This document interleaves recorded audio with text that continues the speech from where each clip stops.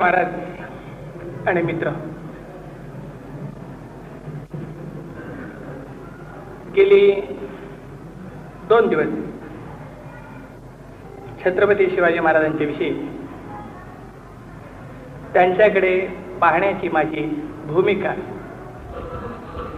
मी आपल्या समोर ठेवत होतो. हे दोन्ही कार्यक्रम 1.5 तासामध्ये संपवण्याचा मी प्रयत्न केलेला आहे. आजचा 2 तासाचा कार्यक्रम आहे. मी 1 तास बोलण्याच्या विचारात आहे आणि अध्यक्षांना माझी अशी सूचना आहे की पुढे त्यांनी 1 तासभर समारोप केला पाहिजे. आपण अशी आशा करूया की अध्यक्षांना आम्ही सांगितलेलं होतं की या ठिकाणी गप्प बसण्यासाठी येऊ नका, ते न ऐकता ते इथे आले. आता आम्ही सांगतो आहोत का हे तरी ऐकतील.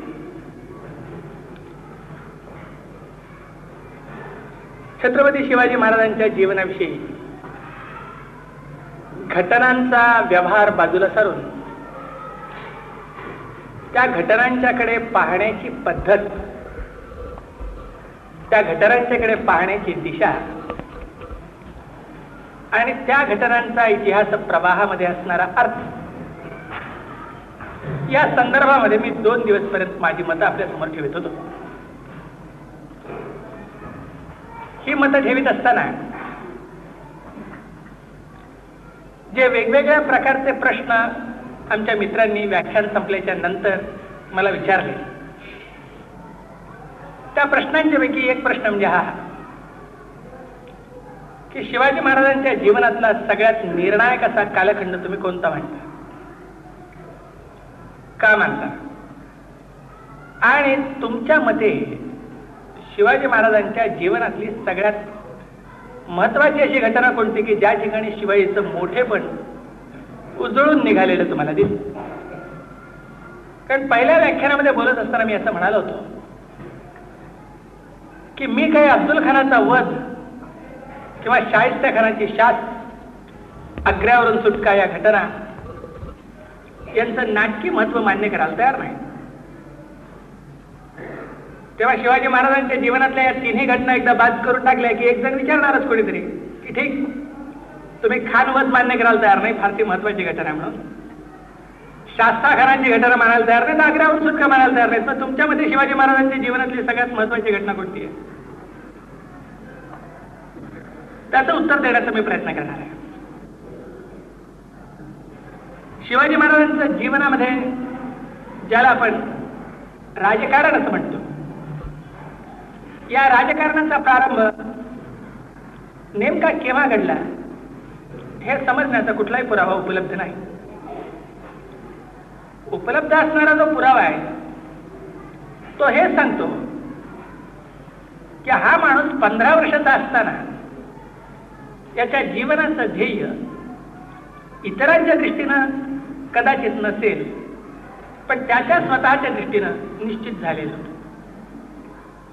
वयाच्या 15व्या वर्षी शिवाजीनं दादाजी नरसप्रभूला लिहिलेलं जे पत्र आहे, या पत्रामध्ये हे राज्य व्हावं हा श्रीचा मनोरथ आहे याचाही उल्लेख आहे. हिंदवी स्वराज्याच्या कल्पनेचाही उल्लेख आहे. हे पत्र शिवाजी महाराजांनी वयाच्या 15व्या वर्षी लिहिलं. याचा अर्थ राज्य निर्मितीची कल्पना त्यांच्या मनात वयाच्या 15व्या वर्षी निर्माण झाली असं काय मी करत नाही. वयाच्या 15व्या वर्षी त्यांच्या मनात राज्यनिर्मितीची कल्पना सुस्पष्टपणे साकार झालेली होती. हे ऐतिहासिक पुराव्याने आपण सिद्ध करू शकतो.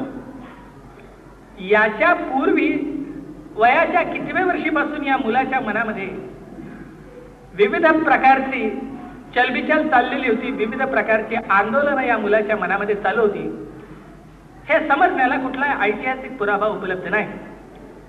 पण ज्या अर्थी वयाच्या 15व्या वर्षी शिवाजीला या गोष्टीचा साक्षात्कार झालेला आहे की हिंदवी स्वराज्याची निर्मिती व्हावी अशी परमेश्वराची इच्छा आहे आणि त्या परमेश्वराच्या इच्छेचं वाहन मी आहे, तेव्हा त्याच्या आधी काही वर्ष या पद्धतीनं विचार करणं त्याच्या जीवनात सुरू झालं असावं.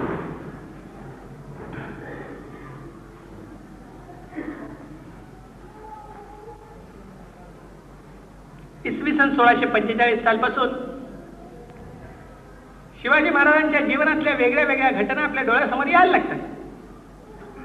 या घटना फारशा महत्वाच्या आहेत असं मला स्वतःला वाटत नाही.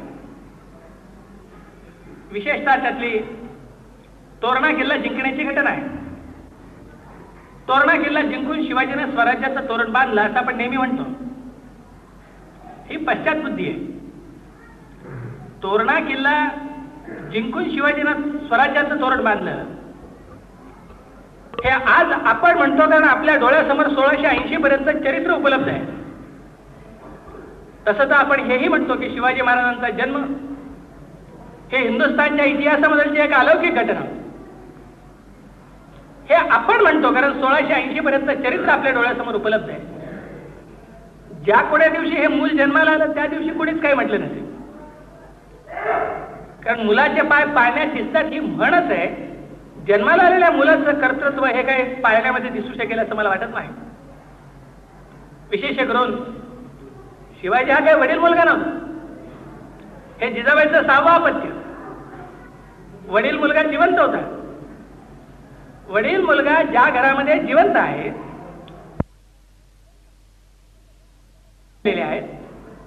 अशा एका अवस्थेमध्ये धड सासरी नाही धड माहेरी नाही परक्याच्या घरी 6व्या वेळेला बाळंतीण होणारी जी बाई तिच्या बाळणपणाचं कौतुक करण्याची मनस्थिती गुणाचीच नसते.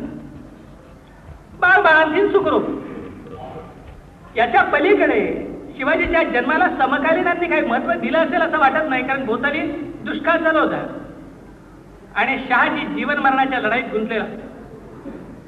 ज्यांच्या डोळ्यासमोर 1680 पर्यंतच्या शिवाजीचं सगळं चरित्र उपलब्ध आहे ती माणसं शिवाजी महाराजांच्या जन्मावर काव्यमय मुलामी चढवू शकतात. ही चढवायला हरकती नाही. छत्रपतींचा जन्म झाला त्यावेळेला आकाशातून देवांनी वृष्टी केली फुलांची. सगळ्या जगातल्या धर्मात्म्यांनी आपले संदेश पाठवले. 7 समुद्राचं पाणी आणलं.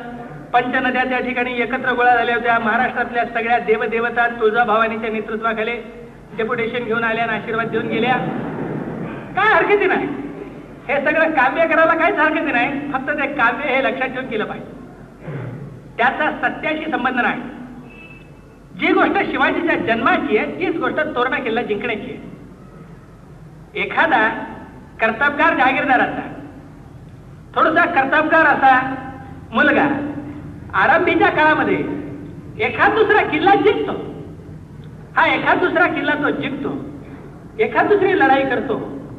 एखाद दुसरा बंडाचा प्रयत्न करतो आणि मग निर्णायक क्षणी पराभवाची वेळ आल्याच्या नंतर हातपाय गळून बसतो आणि परिपक्व अवस्थेमध्ये इमाने इतबारे मुसलमान राजांची सेवा करतो. हाच सगळ्यांचा इतिहास होता. तेव्हा ज्याने तोरणा किल्ला जिंकला हा तोरणा किल्ला जिंकणारा माणूस काहीतरी नवीन पद्धतीनं संबंध जीवन बदलणार आहे. सगळ्या इतिहासाला तो नवी कलाटणी देणार आहे असं वाटण्याचं काही कारणच नव्हतं. त्यामुळे शिवाजीनं तोरणा किल्ला जिंकला या घटनेचा कोणालाही फारसा धक्का बसला नाही. कोणी त्याचा फारसा विचार केला नाही. हे तोरणा किल्ला जिंकण्याची हकीकत आहे. त्याचप्रमाणे शिवाजीच्या जीवनामधलची फतेखानाच्या बरोबरच्या लढाईची 1648 हकीकत. हे फतेखानाच्या बरोबरची शिवाजीने केलेली लढाई ही सुद्धा अशीच समकालीनांच्या मतानं एक सामान्यशी घटना आहे. आज आपण जेव्हा त्या घटनेकडे सिंहावलोकन करून पाहायला लागतो तेव्हा त्या घटनेमध्ये शिवाजीचं मुत्सद्दीपण, शिवाजीचं चातुर्य, त्याचं युद्ध नेतृत्व इत्यादी इत्यादी बाबींची सगळी बीज दिसायला लागतात की आज आपल्याला दिसतात. कारण पुढचा वृक्ष आपल्या डोळ्यासमोर आहे. हा पुढचा वृक्ष जर नसता तर तोरणा किल्ला जिंकणं काय किंवा फतेखानाचा पराभव करणं काय या दोन्ही घटनांना स्वयंभू असं फारसं महत्व नव्हतं. शिवाजीच्या जीवनातल्या निर्णायक कालखंडाला आरंभ होतो हा 1656 पासून. 1656 ते 1666 ही 10 वर्ष हा शिवाजीच्या जीवनातला निर्णायक कालखंड आहे. 1656 ते 1666 याचा अर्थ वयाच्या 26व्या वर्षी बसून वयाच्या 36व्या वर्षीपर्यंत ज्या घटना घडत आहेत या घटना निर्णायक महत्वाच्या अशा घटना आहेत. आणि या घटना जर समजून घ्यायच्या असतील तर अफजल खानाचा वध ही या सगळ्या निर्णायक घटनांची एक मध्यवर्ती अशा प्रकारची किल्ली आहे. अफजल खानाच्या वधाकडे पाहत असताना आपण या पद्धतीने पाहतो की अफजल खान हे मराठ्यांच्या राज्यावर, नव्याने निर्माण झालेल्या राज्यावर एकाएकी उगवलेलं संकट होतं. ही गोष्ट खरी नाही. अफजल खान हा महाराष्ट्राला अपरिचित माणूस नव्हता, तसा अफजल खान हा शिवाजीला अपरिचित माणूस नव्हता. शिवाजी महाराजांच्या जवळ मुत्सद्देगिरी होती, राजकारण चातुर्य होतं, म्हणून अफजल खानाची स्वारी 1659 ला झालेली आहे. जर शिवाजीच्या जवळ साहसीपणा असता, आतताईपणा असता तर अफजल खानाची स्वारी 1649 लाच झाली. अफजल खानाची जी स्वारी आहे ती 1659 ला घडलेली आपल्याला दिसते. 1659 ला आपल्या फौजा घेऊन अफजल खान चाल करून आलेला दिसतो. पण अफजल खान येण्याचं ठरलेलं आहे 1649 ला. 10 वर्ष आधीपासून ती स्वारी शिजते आहे. ज्या वेळेला फतेह खान या नावाचा सरदार आदिलशाहीच्याकडून शिवाजीवर पाठवला गेला आणि तो पराभूत झाला, तेव्हा एका सरदाराचा पराभव आदिलशाही सुखासुखी कबूल करायला तयार नव्हते. संबंध राजसत्तेला दिलेलं आव्हान हे कुठलीही राजसत्ता सहजासहजी कबूलच करणार नाही. म्हणून फतेह खानाच्या सारख्या सामान्य माणसाने जर प्रश्न मिटत नसेल तर एखादा मोठा सरदार इरेला घालणं आवश्यक होतं.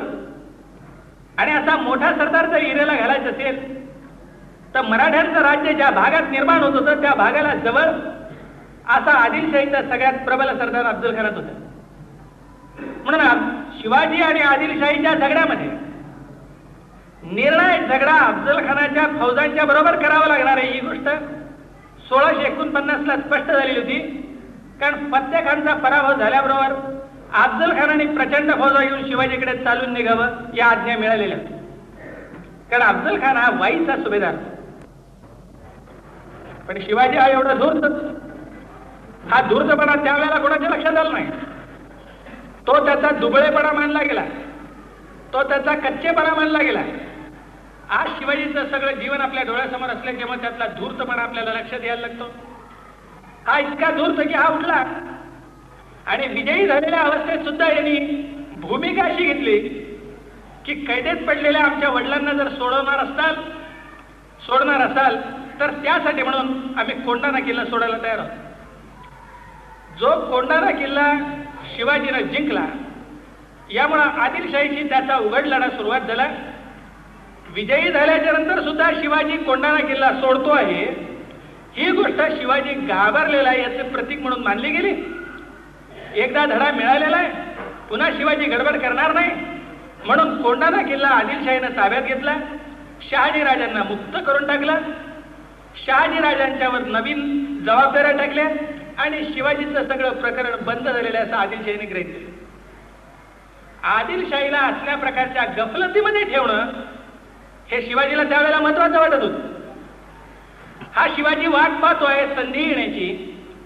ही संधी शिवाजीला आली 1656 साली. हे डोळ्यासमोर दिसतच आहे की मराठ्यांचं राज्य निर्माण करायचं असेल तर मराठ्यांचं राज्य निर्माण करणं किंवा हिंदुस्थानमध्ये एतद्देशीयांचं राज्य निर्माण करणं यामधला निर्णायक लढा आदिलशाहीच्या बरोबर नाही, यातला निर्णायक लढा औरंगजेबाच्या बरोबर आहे. ज्याला आपण मराठ्यांचं राज्य म्हणतो, हे तोरणा किल्ला घेऊन शिवाजीनं स्थापन केलेलं आहे, ते मराठ्यांचं राज्य नव्हे. सिंहगडावर शिवाजीनं जी व्यवस्था केली ते मराठ्यांचं राज्य नव्हे.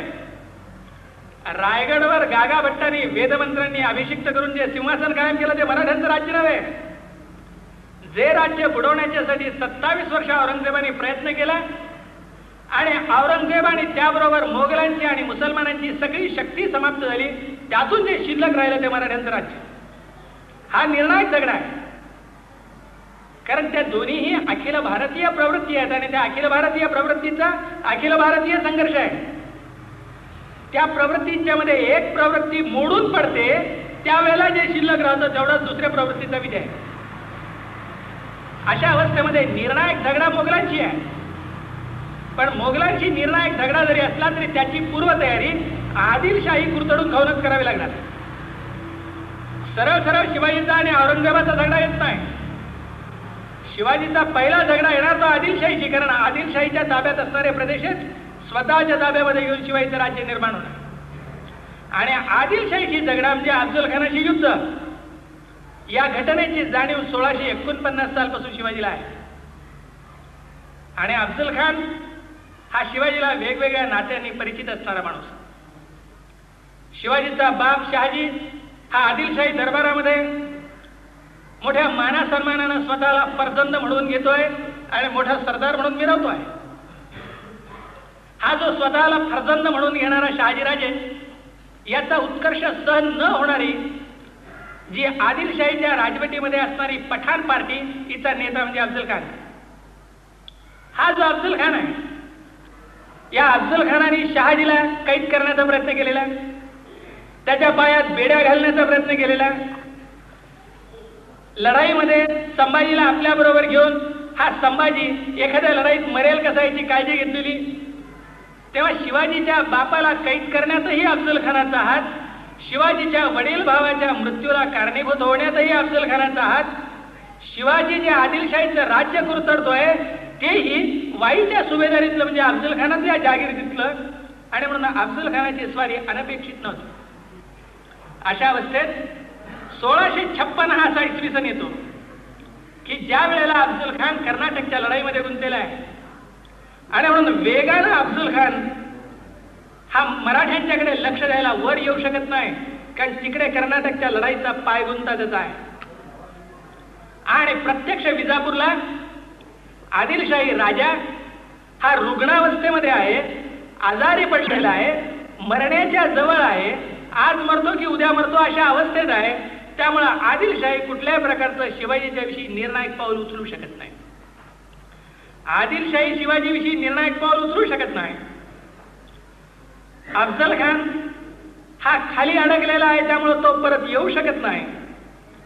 ही ती अशी संधी आहे की ज्या संधीचा फायदा घेऊन शिवाजीचा आपल्या मनामध्ये असणारा वयाच्या 14व्या 15व्या वर्षीपासून त्याच्या मनामध्ये सारखं रुजत असलेलं हिंदवी स्वराज्याचं जे स्वप्न, ते स्वप्न साकार करण्याच्या दृष्टीनं उचललेलं पहिलं ऐतिहासिक दृष्टीनं महत्वाचं पाऊल आहे ते म्हणजे जावळीचं खोरं जिंकणं.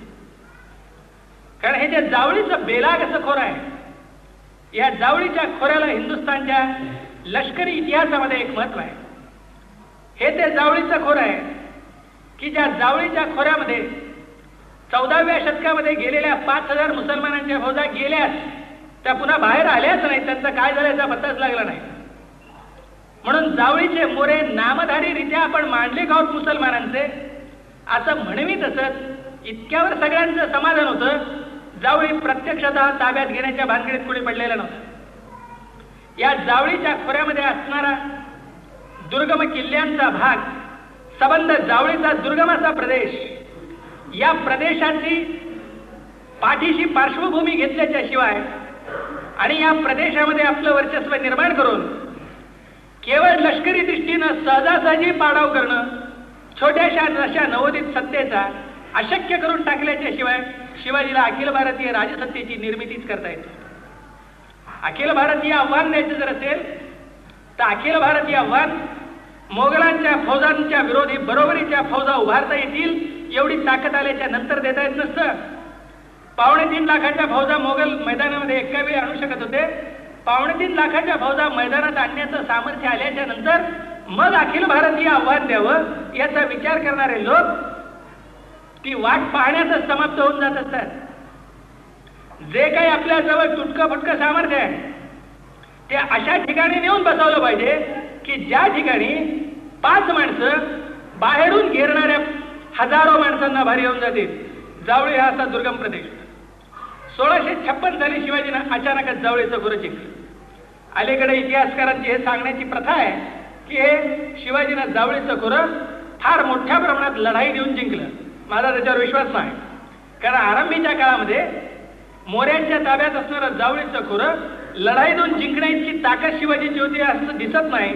यामध्ये कुठला तरी दगा, फटका, घात, पात सगळे प्रकार आहेतच. सभासदांनी दग्याने जिंकला असं सांगितलेलं आहे, तेच बहुधा खरं असावं. आणि एकदा जावळीचं खोरं शिवाजीनं जिंकल्याच्या नंतर हे जावळीचं खोरं शिवाजीच्या हातातून जोपर्यंत काढलं जात नाही तोपर्यंत आदिलशाही आणि शिवाजी यांचं खऱ्या अर्थाने मित्रत्व होणं शक्य नव्हतं. जनतेला जी गोष्ट कळालेली नाही ती राजसत्तेला कळालेली आहे की तोरणा किल्ला जिंकणं हा वांडपोराचा उद्योग असू शकतो, सिंहगड घेणं आणि सोडणं हा एखाद्या गुंड मुलाचा उद्योग असू शकतो, जावळीचं खोरं झपाट्याने ताब्यात घेणं ही गोष्ट एका नियोजनाचा प्रारंभ आहे. आणि जावळीचं खोरं ताब्यात आल्याबरोबर संबंध आदिलशाही अस्वस्थ झालेली दिसते. पण आदिलशाहीला पाऊल उचलता येत नाही, कारण शिवाजीनं जावळीचं खोरं ताब्यात घेतलं. त्याच वेळेला इकडे आदिलशाह मरून गेला. तेव्हा गादीवर कोणी यायचं, कोणाचे खून पाडून कोणी गादीवर यायचं, हा जो महत्वाचा मुद्दा विजापुरात सुरुवात झालेला आहे त्या मुद्द्याचं उत्तर देण्याच्या प्रयत्नात सगळ्या तलवारी गुंतलेल्या असल्याच्यामुळं इकडे यायला त्यांना फुरसत नाही. याच वर्ष 1.5 वर्ष निघून गेला आणि शेवटी असं संबंध आदिलशाहीची व्यवस्था लागल्याच्या नंतर असं ठरलं की आता शिवाजीची गय करता येत नाही, आता शिवाजीवर फौजा पाठवल्या पाहिजेतच. आणि म्हणून अफजल खानाची स्वारी ही शिवाजीवर व्हावी हे निश्चित झाले.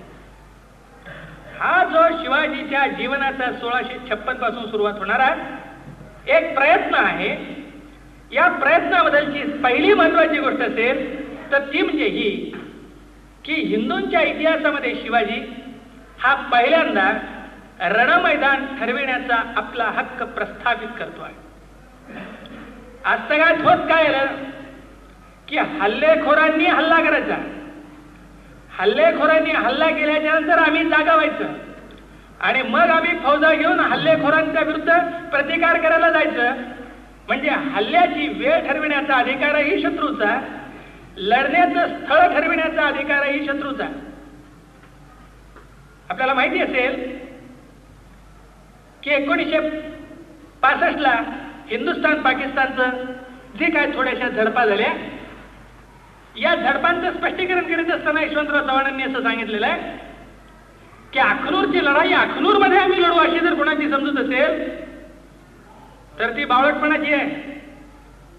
ज्या क्षणी आमच्यावर आक्रमण होतं त्या क्षणी आक्रमणाला उत्तर देण्यासाठी सोयीस्कर रणभूमी हुडकून काढण्याचा हक्क आम्ही स्वतःकडे राखीव ठेवलेला आहे. त्याचा अर्थ आहे की अखनूरवर तुम्ही येणार असाल, लाहोरवर आम्ही जाऊ. हा जो रणभूमी निवडण्याचा हक्क आहे, ज्याला काही निर्माण करायचं आहे त्याला शत्रूंनी रणभूमी निवडावी आणि शत्रूंनी स्वतःला सोयीस्कर निवडलेली वेळ आणि सोयीस्कर निवडलेली रणभूमी तिच्याने आपल्या स्वतःला बांधून घ्यावं असा विचार करून चालत नाही. शिवाजीनं रणभूमी निवडण्याचा आपला पहिला हक्क प्रस्थापित केलेला आहे जावळीचं खोरं निवडून. या रणभूमीच्या निवडीमध्ये शिवाजीच्या सर्व राजकारणाच्या पाठीशी असणारं अत्यंत बारकाईचं भौगोलिक ज्ञान हेही त्यामध्ये ग्रहित आहे. आणि हे भौगोलिक ज्ञान शिवाजीनं ज्या पद्धतीनं वापरलेलं आहे ती पद्धत आपण पाहायला लागलो तर ज्या शत्रूंच्या विरुद्ध आपण लढणार आहोत त्या शत्रूंच्या मुख्य अंतर्गोटातली बित्तम बातमी आपल्याला माहिती असली पाहिजे. हा हेरगिरीवरचं त्याचं प्रभुत्व हेही त्यामध्ये ग्रहित आहे की अफजल खान कर्नाटकात गुंतलेला आहे, तो वर येऊ शकत नाही. विजापूर राजाच्या मरणात गुंतलेला आहे, ते निर्णायक पाऊल उचलू शकत नाही. ही संधी साधूनच शिवाजी जावळीच्या खोऱ्याकडे जातो. एरवी 48 ते 56 तो आपल्या छोट्याशा 1.5 पिटीच्या राज्यामध्ये दान धर्माकडे गिणतो, शासन व्यवस्था दुरुस्त करीत बसतो. कारण शासन व्यवस्था दुरुस्त करणं हा ही शिवाजीच्या जीवनातला एक महत्वाचा भाग आहे. कारण शिवाजीनं पुन्हा पुन्हा ही गोष्ट सांगितलेली आहे की हे राज्य माझं नव्हे, हे राज्य श्रींचं राज्य आहे.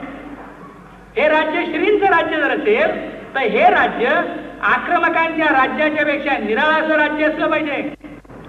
शिवाजीच्याच एका पत्रामध्ये असा उल्लेख आहे की चांगलं राज्य कोणतं म्हणावं तर जे राज्य चालू असताना समाप्त झालेल्या मागच्या राज्याची आठवण येत नाही ते राज्य चांगलं म्हणावं.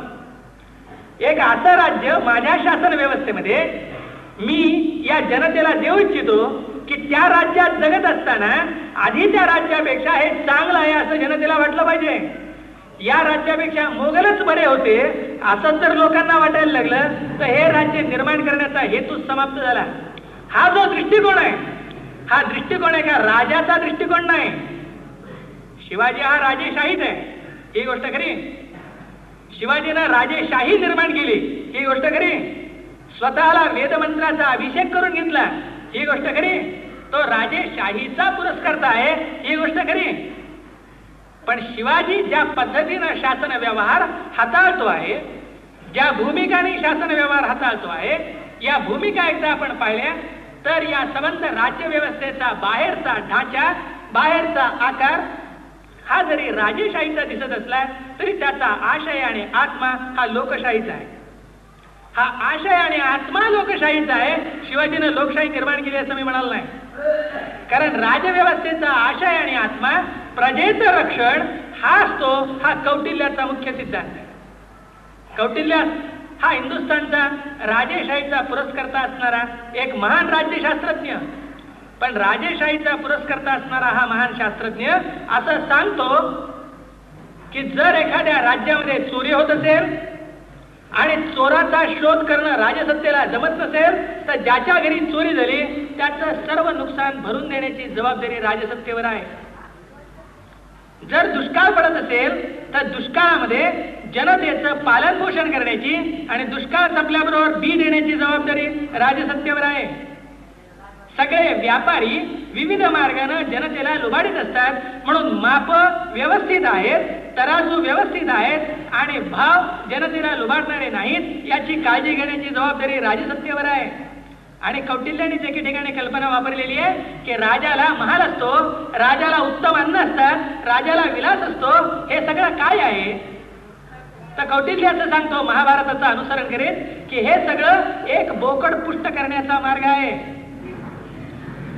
कारण हा बोकड प्रजेच्या कल्याणार्थ केव्हाही कापता आला पाहिजे. प्रजेचं हितरक्षण हाच राजाचा एकमेव धर्म आहे. स्नान संध्या करणं हा राजाचा धर्म नाही. लक्षावधीची स्नान संध्या सुरक्षित ठेवणं हा राजाचा धर्म आहे. एकादशा करणं हा राजाचा धर्म नाही. एकादशी करणाऱ्यांची एकादशी अबाधित राहील याची काळजी तोफांच्या शेजारी उभं राहून घेणं हा राजाचा धर्म आहे. हा जो राजधर्म आहे हा राजधर्म शिवाजीला संस्कृती येत होता असं मी सांगत नाहीये. शिवाजीनं कौटिल्य वाचलेला होता असंही मी सांगत नाहीये. पण कौटिल्य आणि जो त्याच्या अर्थशास्त्रामध्ये राजा कल्पिलेला आहे, ज्या दंडधारी राजाची कौटिल्यानं कल्पना केलेली आहे, हिंदूंच्या इतिहासामध्ये हा दंडधारी राजा शिवाजीच्या रूपानं आपोआपच साकार होत होता. 1900 वर्षाच्या नंतर कौटिल्यानं लिहिल्याच्या नंतर ते स्वप्न साकार व्हायला एवढा प्रदीर्घ काळ लागला. पण तसा एक राजा अस्तित्वात येत होता.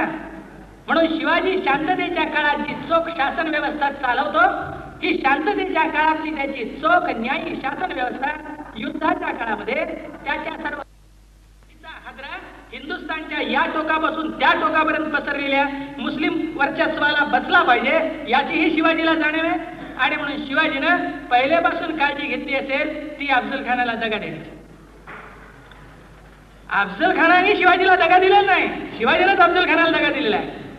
मात्र हा दगा एका व्यक्तीनं दुसऱ्या व्यक्तीला दिलेला नाही तर एका व्यक्तीच्या कल्पनेनं दुसऱ्या व्यक्ती सगट 12,000च्या फौजेला दिलेलं. आणि म्हणून शिवाजीच्या रणनीतीचं वैशिष्ट्य हे आहे खान वधातलं की तो अफजल खानाला त्याच्या 12,000च्या फौजा, हत्ती, घोडे, प्रचंड मालमत्ता, तोफा यांच्या दिवशी जावळीच्या खोऱ्यात यायला भाग पाडतो. आणि जावळीच्या खोऱ्यात आल्याच्या नंतर तो वाटाघाटी करायला लागतो. अफजल खानाला भेटीला बोलावतो. अफजल खान भेटीला गेला तिथेच तो मेला आहे. अफजल खान भेटीला गेला त्याच ठिकाणी तो मेला आहे. कारण 12,000च्या फौजा हाताशी आलेल्या आहेत. या फौजांना निसटण्याचे जे 2 रस्ते हे दोन्ही रस्ते शिवाजीच्या फौजांनी बंद करून टाकलेले आहेत. या फौजा तोफांचे आवाज झाल्याबरोबर यांच्यावर हल्ला करून उद्ध्वस्त कराव्यात ही योजना ठरलेली आहे. तेव्हा मधल्या मैदानामध्ये असणाऱ्या फौजा घाटावर आणून उद्ध्वस्त कराव्यात, हजारोंची कत्तल करून टाकून द्यावी, या फौजा नामशेष कराव्यात. यासाठी शेकडो माणसं हत्यारं घेऊन इकडच्या आणि तिकडच्या घाटाच्या तोंडावर उभी राहिलेली आहेत. गडावर लढण्याची पूर्ण तयारी झालेली आहे. अशा अवस्थेत अफजल खान जर वर शिवाजीकडे आलेला जिवंत खाली परत जाऊ शकला तर मग शिवाजी महाराजांना तुकाराम महाराजांच्या पंक्तीला बसून सदैव वैकुंठाला जाण्याशिवाय रस्ता नाही. आमची हरकती नाही. शिवाजी महाराजांनी साधू संत व्हायचं असेल आमची हरकती नाही. सकल साधू संतांचे बाई आमचे दंडवत. मात्र तो राजकर्ता होऊ शकत नाही. ती मूल्य निराळी. जीवनाची कक्षा एकच आहे असं समजण्याचं काही कारण नाही. जीवनाला शंकराचार्यही लागतो, कालिदासही लागतो, विक्रमादित्यही लागतो, कौटिल्यही लागतो. कालिदासाला कौटिल्याचं मूल्य लावणं, विक्रमादित्याला शंकराचार्याचं मूल्य लावणं किंवा शिवाजीला तुकारामाचं मूल्य लावणं ही गफलत त्या महामंडळींची नाही, महामानवाची नाही, ती तुमच्या आमच्या मूल्य विवेकाची गफलत. आणि म्हणून हा जो अफजल खान आहे, हा अफजल खान शिवाजीनं तलवार खुपसून मारला की वाघनखं खुपसून मारला की त्याच्यानंतर त्याचे पाय कापले, तो किती उंच होता, किती लहान होता, हा सगळ्यात बाबी गौण आहे. अफजल खानाच्या बरोबर 12,000च्या फौजा घरात झाल्या. त्या काळात तोफा विकत मिळणं कठीणच आहे. एस्टॅब्लिश्ड असणारी जी राजसत्ता तिलाच काही प्रमाणात तोफा घडवून घ्याव्या लागत असत. या तोफाही शिवाजीने मिळवल्या. घोडा हेच त्यावेळेचं लढण्याचं महत्वाचं हत्यार होतं. आज ज्याप्रमाणे कारखाना वाढवून मोटारींचं प्रोडक्शन वाढवता येतं तशी घोड्याची पैदास वाढवता येत नसते. घोडे हे तयार केलेले लुटूनच आणावे लागत असतात. उंची माल घ्यावा लागत असतो. आणि म्हणून आज लुटीला जे महत्व आहे शत्रूचं सामर्थ्य समाप्त करणं एवढंच महत्व जुन्या काळामध्ये लुटीला नाही. जुन्या काळामध्ये लुटीला असं महत्व आहे की शत्रूचं सामर्थ्यही कमी करणं, आपलं सामर्थ्यही वाढवणं आणि शत्रूचं सामर्थ्य निर्माणच होऊ शकणार नाही याची काळजी घ्या. कारण तो बिझनेस हा प्रोडक्टिव्ह बिझनेस नाही. मास प्रोडक्शनच्या युगामध्ये शिवाजी येत नाही. विकेंद्रित अर्थव्यवस्थेच्या युगात शिवाजी येतो. आणि म्हणून खानाबरोबर 12,000ची फौज गाडत झाली पाहिजे हा महत्वाचा मुद्दा आहे. खान मेला आणि 12,000च्या फौजा परत गेल्या तर खानाचा मुलगा शिल्लक आहे. आदिलशाही मधलचे सरदार मेलेले नव्हते, आदिलशाही ओस पडलेले नव्हते. माणूस मरणं हा मुद्दा महत्वाचा नसून 12,000च्या फौजा संपून एक एवढा प्रचंड धक्का बसणं की काहीतरी न भूतो न भविष्यती देशात घडत आहे याची जाणीव मुसलमानांच्या मनात निर्माण होणं आणि एक नवा आत्मविश्वास हिंदूंच्या मनात निर्माण होणं असल्या प्रकारचा तो धक्का आहे. हा धक्का देण्याची तयारी जावळीचं खोरं जिंकणं आहे. आणि जावळीचं खोरं जिंकणं हा शिवाजीच्या भौगोलिक ज्ञानाचा, हेरगिरीचा, दूरदर्शी राजकारणाचा, अरे रणनीती निवडण्याचा हक्क प्रस्थापित करण्याच्या मुत्सद्देगिरीचा असल्या प्रकारचा तो एक साक्षात पुरावा आहे. हा अफजल खान मारल्याबरोबर शिवाजीला आनंद करायला वेळ नाही. शिवाजीचं जीवन हे एखाद्या यंत्रासारखं जीवन आणि सगळ्याच मोठ्या कर्तबगार मंडळींचं जीवन हे यंत्रासारखं जीवन. यांना वैयक्तिक दुःखाला वावच नसतो. अर्थात हा आजच्या अध्यक्षांचा प्रश्न आहे की अफजल खान येतोय शिवाजीवर चाल करून आणि शिवाजीची एक बायको आजारी आहे, मरणोन्मुख, सईबाई. या बायकोकडे लक्ष ठेवायचं की खानाकडे जायचं. या अवस्थेत बायकोकडेचं लक्ष कमी करून खानाच्या युद्ध तयारीकडे वळत असताना शिवाजीच्या मनाला काय यातना झाल्या असतील हा इतिहासाचा प्रश्न नाही. इतिहासाचा मुद्दा एवढाच आहे की शिवाजीच्या सारख्या माणसाला वैयक्तिक दुःखाला वेळ नसतो आणि खान मारल्याच्या नंतर वैयक्तिक आनंदालाही वेळ नसतो. शिवाजीच्या जीवनात कुठलीही गोष्ट सुटी सुखाची येत नाही. शिवाजी हा जो आहे खान मारण्यासाठी जातो त्यावेळेला मनामध्ये सईबाईच्या मृत्यूचं दुःख दडलेलं आहे. शिवाजी हा ज्या वेळेला सुरत लुटून परत येतो त्यावेळेला त्याला राजधानीच्या जवळ आल्याबरोबर बाप मिळाल्याची बातमी मिळालेली आहे.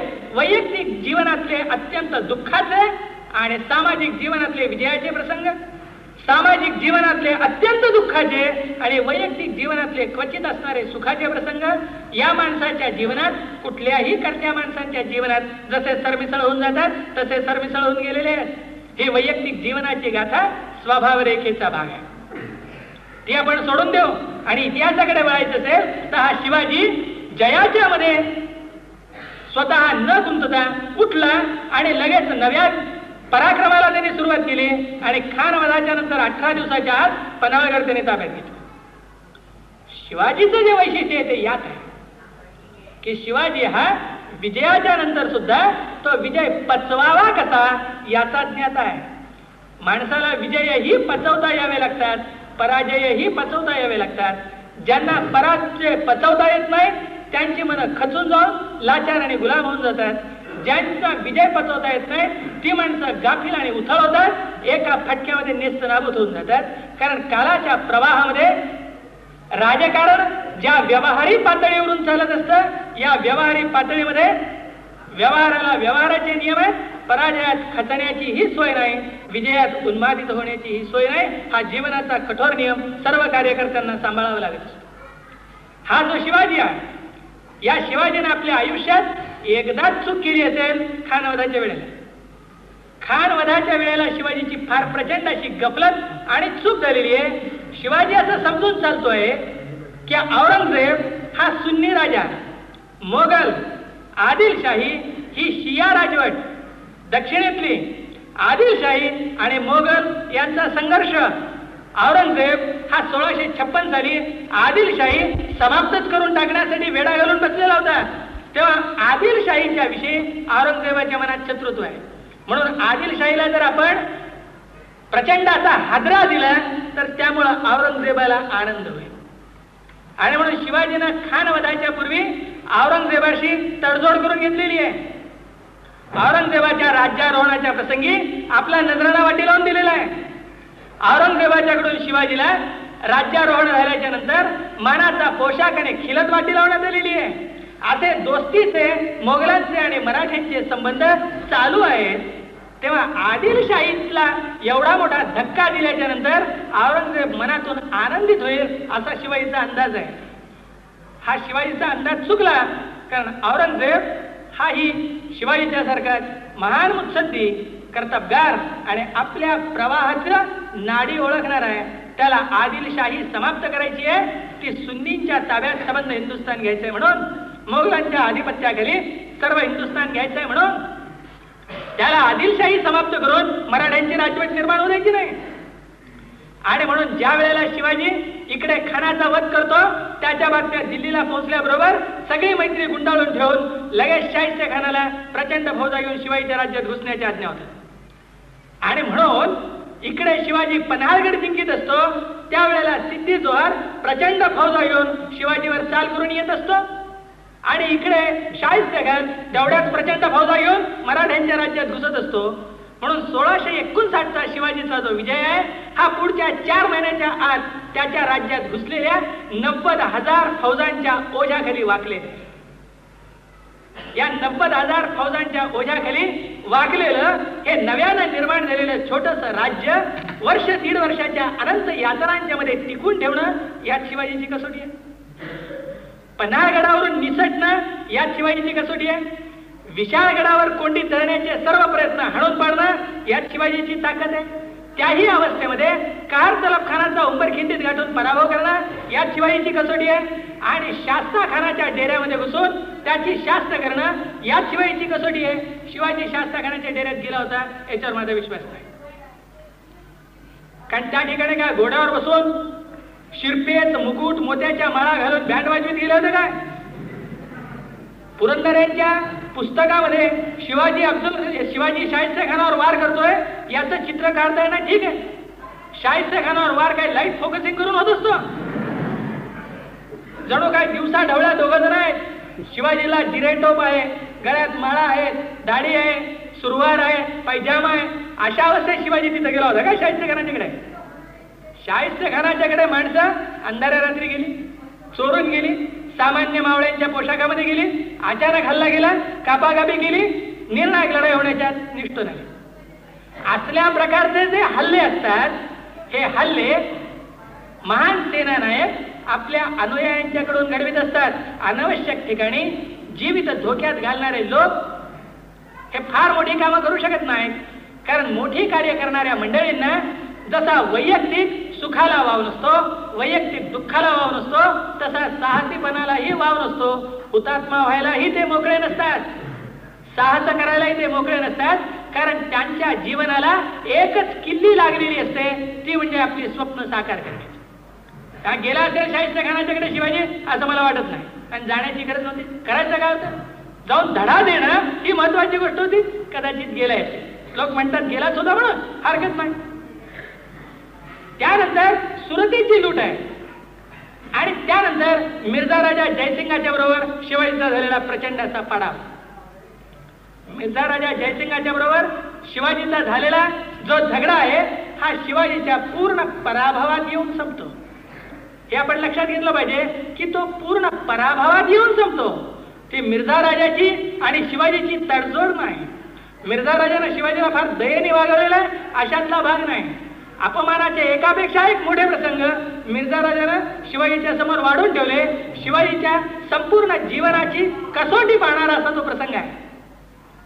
हे जे शिवाजीच्या जीवनातले निर्णायक प्रसंग 1656 पासून सुरुवात होतात ते 1666 पर्यंत चाललेले आहेत, आग्र्यावरून सुटका होऊन परत येईपर्यंत. हा तो काळ आहे ज्या काळामध्ये शिवाजीनं आपली हेरगिरीची व्यवस्था अखिल भारतीय स्वरूपामध्ये वाढवलेली आहे. आणि मग तो असं सांगू शकतो अभिमानानं की तुम्ही राजाच्या अंतपुरात काय बोलता हे मी इथं बसून सांगू शकतो.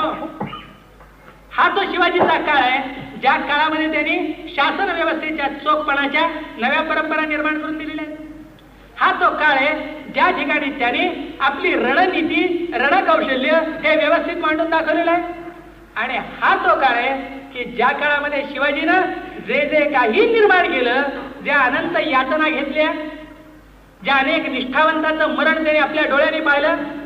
कारण अशी कुठली लढाई आहे की ज्यामध्ये निष्ठावंत माणसं मेलेली नसतात.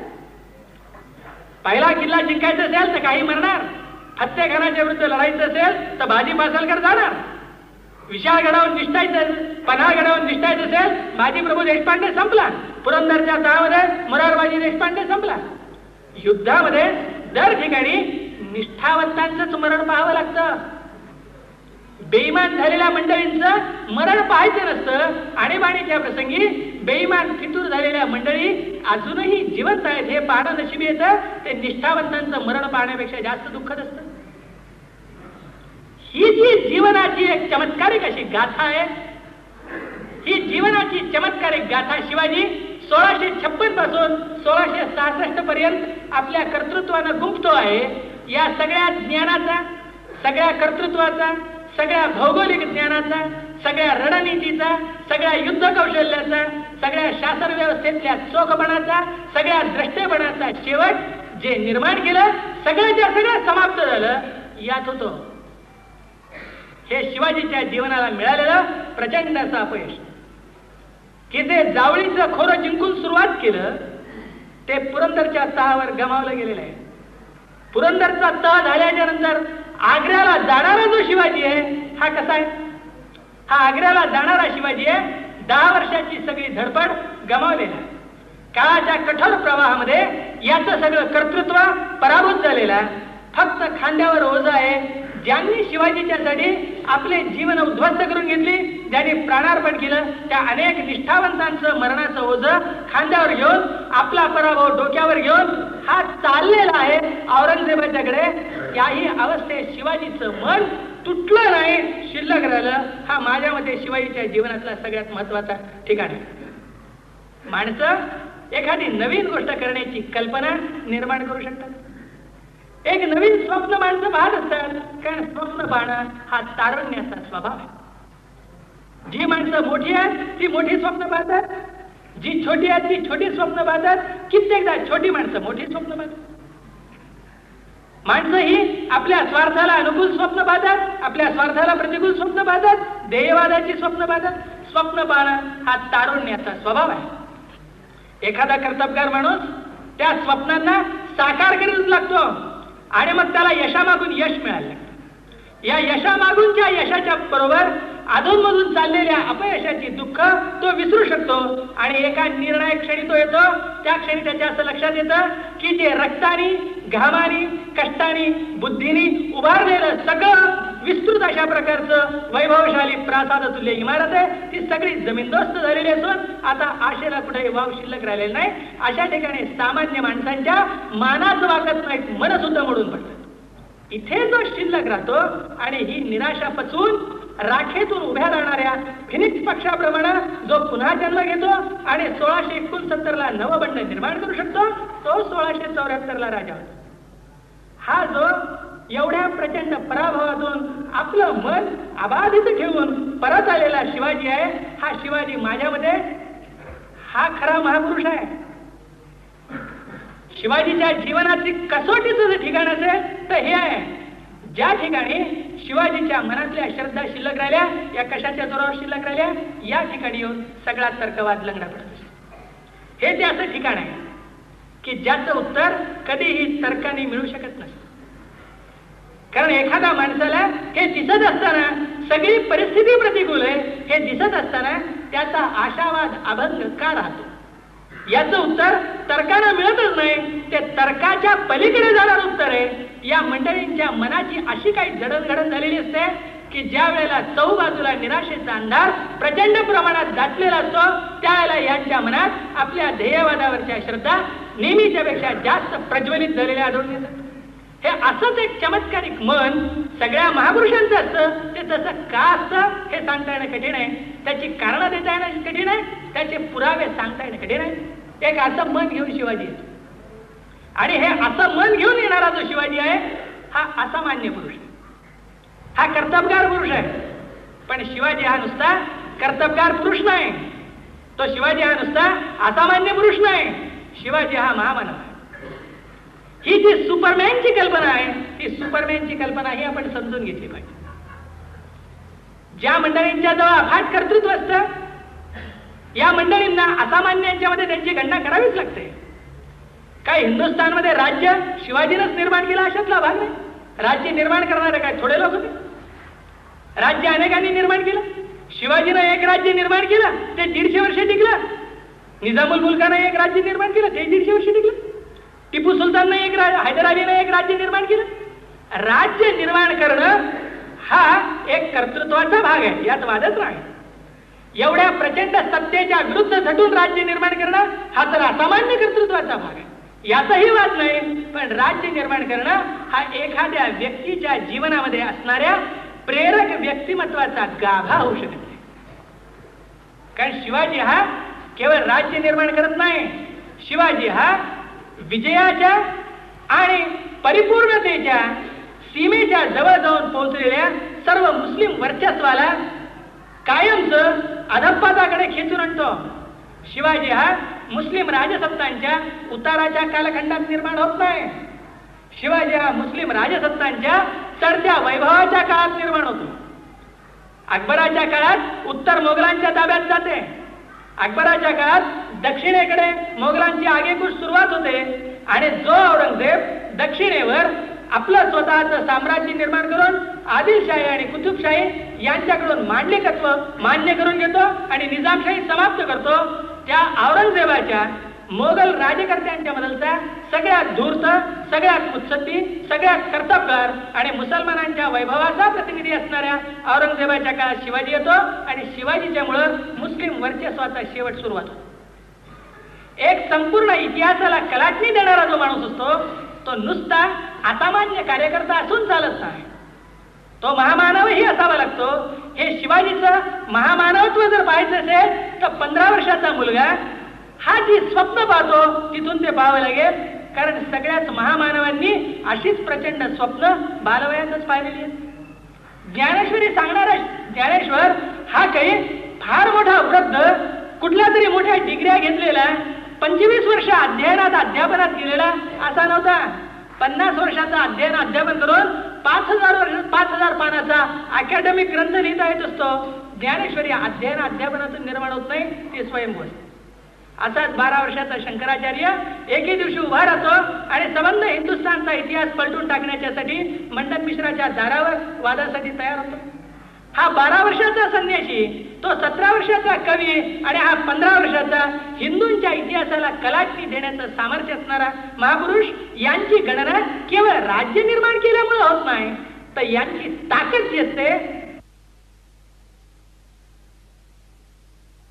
त्या मृत्यूनंतर लक्षावधींच्या मनामध्ये जगण्याची, मरण्याची, लढण्याची एक अविच्छिन्न न मावळणारी ज्योत कायम टिकून शिकवण्यामध्ये असते आणि मरणाच्या नंतर अनेक शतक प्रेरणा देण्याचं या मंडळींच्या जवळ जे सुप्त सामर्थ्य असतं त्यामध्ये असतं. हा नमुना कोणत्या कारणाने निर्माण होतो, कोणत्या द्रव्याने निर्माण होतो, कोणत्या दुकानांनी निर्माण होतो, याचे घटक कोणते असतात हे सांगता येणं कठीण आहे. कारण यातले राजकारणाचे भाग पुराव्याने सांगता येतात, कर्तृत्वाचे भाग पुराव्याने सांगता येतात, व्यक्तिमत्वाच्या मोठेपणाचे भाग पुराव्याने सांगता येतात. ही महामानवाची निर्मिती ही जीवनामध्ये अपघातासारखी येणारी आकस्मिक घटना. मात्र हा अपघात दर देशाच्या, दर संस्कृतीच्या इतिहासात दर शतकात घडत असलेला आपल्याला दिसतो. हेही जीवनाचं एक महत्वाचं असं वास्तव आहे. हा जो शिवाजी आहे, हा शिवाजी आजच्या हिंदू राजकारणाचा भाग नाही, ही गोष्ट आपण लक्षात घेतली पाहिजे. हे सारखं मी सांगतोय की हे दोन प्रवाह आहेत. एक प्रवाह आहे मुस्लिम राजसत्तेचा, मुस्लिम राजकारणाचा. एक प्रवाह आहे हिंदूंचा, हिंदूंच्या राजकारणाचा, राजसत्तेचा. हे सांगत असताना मी सारखं एक गोष्ट सांगतोय की ते मध्ययुग आहे. मध्ययुग हे धर्मप्रधान युग आहे आणि धर्मप्रधान युगामध्ये इहलौकिक प्रश्नाला धर्माचं पांघरून असतं. धर्मप्रधान युगामध्ये राजकीय स्वार्थ सुद्धा धर्माच्या नावे चाललेले असतात. जीवनातल्या सर्व श्रद्धांना धर्माचे पाठिंबे असतात.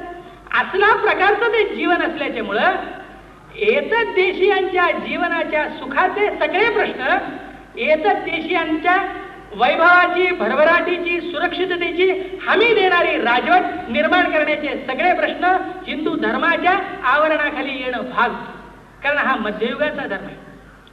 जे बाहेरून आलेले विजेते, जे आम्ही विजेते आहोत हे जन्मभर सांगत राहिले, जे हिंदुस्थानात जन्मले त्यांची मुलं ही हिंदुस्थानात जन्मली, जे पिढ्यानपिढ्या हिंदुस्थानामध्ये जगत राहिले तेही, जे इथून बाटून मुसलमान झाले आणि मुसलमान झाल्याच्या नंतर राजकर्ते योगायोगाने झाले तेही, हे सगळे सांगताना मात्र आपला संबंध सुन्नी असतील तर तुर्कांशी सांगत होते, शिया असतील तर इराणशी सांगत होते. कारण आम्ही परदेशी विजेते आहोत आणि तुम्ही जित आहात या श्रद्धेतून मुसलमानांचं राजकारण चाललेलं आहे. त्याला मध्ययुगात इस्लामच्या धर्माचं आवरण आहे.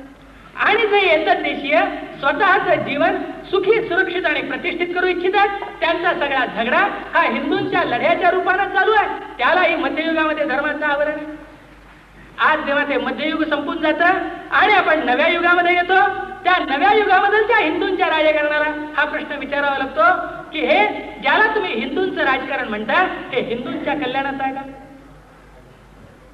हिंदूंचं राजकारण हिंदूंच्या मधलचा दारिद्र्य दूर करण्याला वचनबद्ध आहे का? हिंदूंच्या मधलचं मागासलेपण दूर करण्याला वचनबद्ध आहे का? हिंदूंच्या मधलचा अंधश्रद्धा दूर करण्याला वचनबद्ध आहे का? आधुनिक जगामध्ये टिकण्यासाठी लागणारी आवश्यक विज्ञान निष्ठा निर्माण करायला वचनबद्ध आहे का?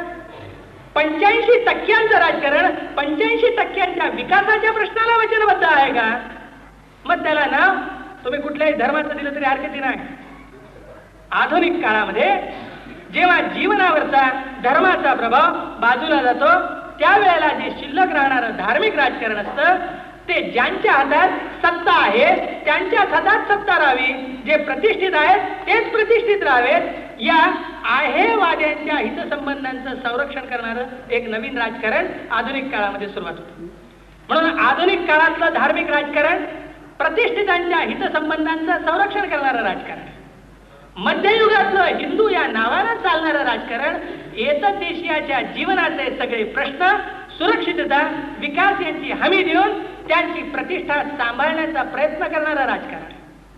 आणि म्हणून ज्या वेळेला काशीची मुक्तता असं आम्ही म्हणतो, त्याला काशीची मुक्तता म्हणत असताना मध्ययुगामध्ये काशीची मुक्तता म्हणजे काशी या प्रतीकाच्या द्वारे हिंदुस्थानातल्या कोट्यावधी लोकांच्या जीवनाला कीड लागल्याप्रमाणे सर्व बाजूंनी घेरून उभे असणाऱ्या परकीय वर्चस्वापासून, गुलामीपासून माणसाची मुक्तता आणि मानवी स्वातंत्र्य असं करतात.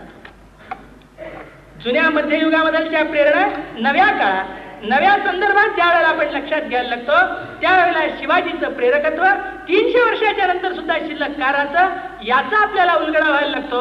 आणि म्हणून काळ बदलतात, परिस्थिती बदलते, प्रश्न बदलतात, कवर्स बदलतात, वातावरणाची नावं बदलतात.